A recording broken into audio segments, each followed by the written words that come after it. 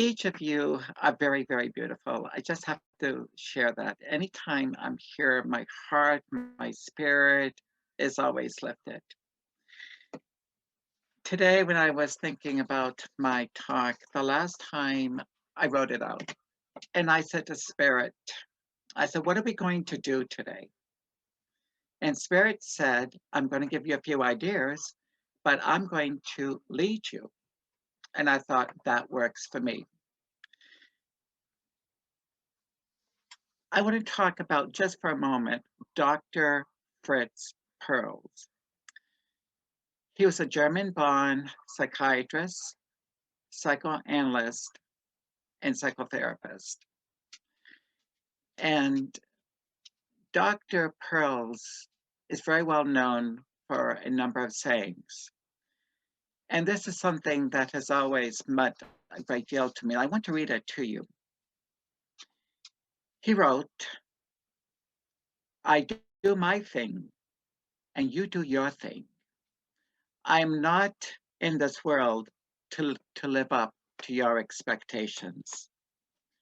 And you are not in this world to live up to mine. You are you, and I am I. And if by chance we find each other, it's beautiful. If not, it can't be helped. The reason why I wanted to share this well-known saying by Dr. Pearls is that even though he left Spirit many, many years ago, I think in the 1970s, his approach was about awareness.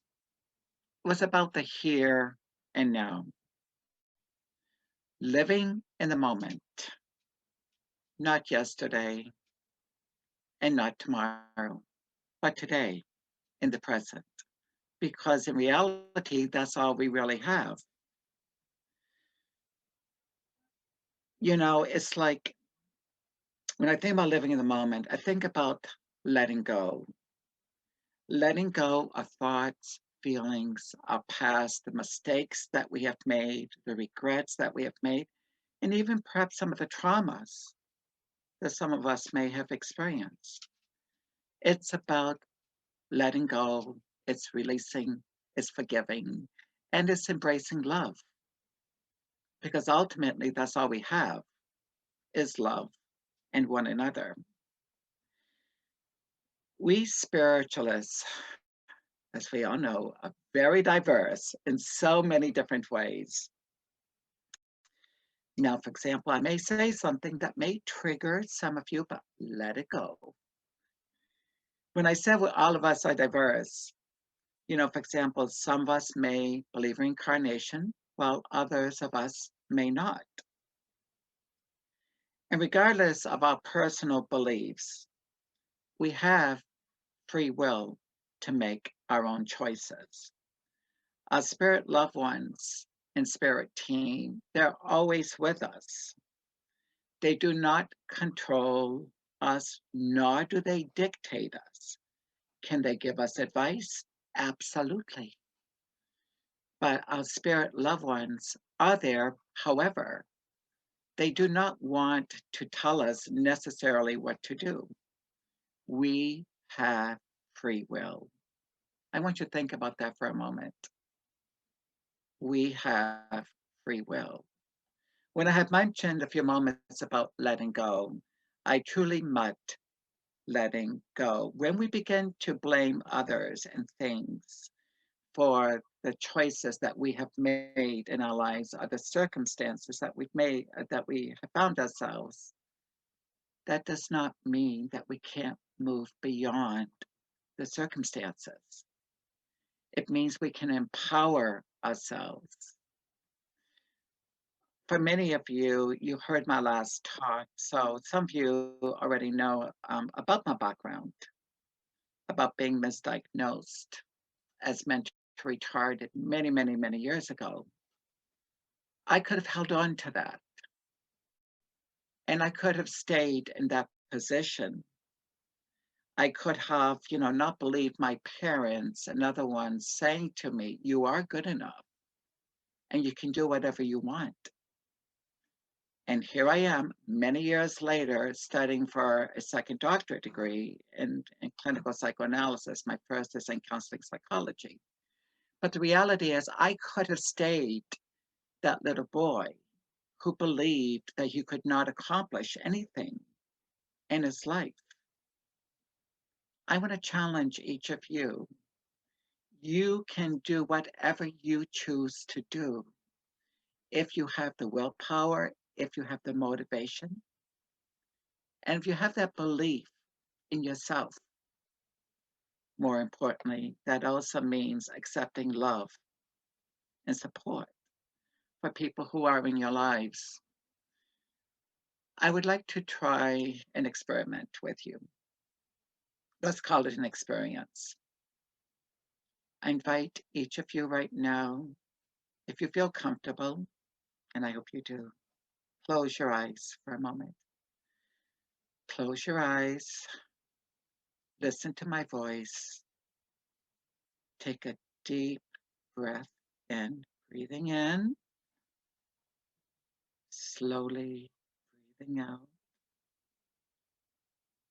Take a second breath, breathing in,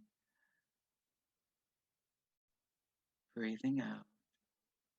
And as you sit there with your eyes closed, I'd like for you to get in touch with a spirit loved one on the other side, whom you love dearly, whom you love, and who you remember so vividly. I would like for you to invite that spirit loved one beside you, because that spirit one is already there. Your spirit loved one is already there, just like my spirit loved one is with me right now.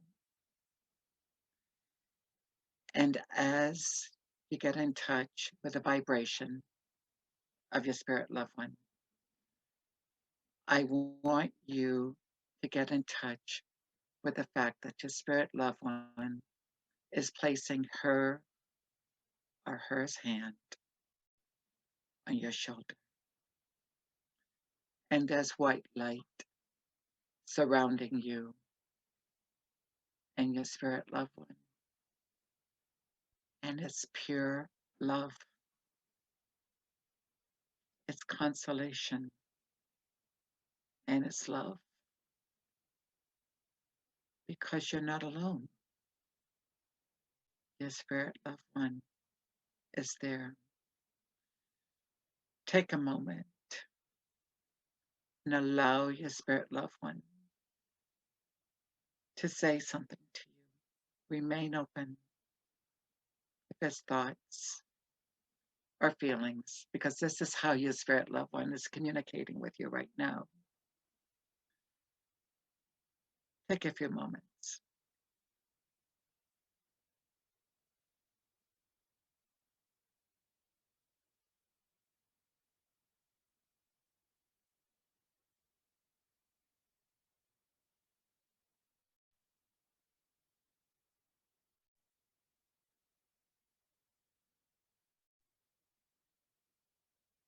As you're sitting there with your eyes closed, you can open up your eyes.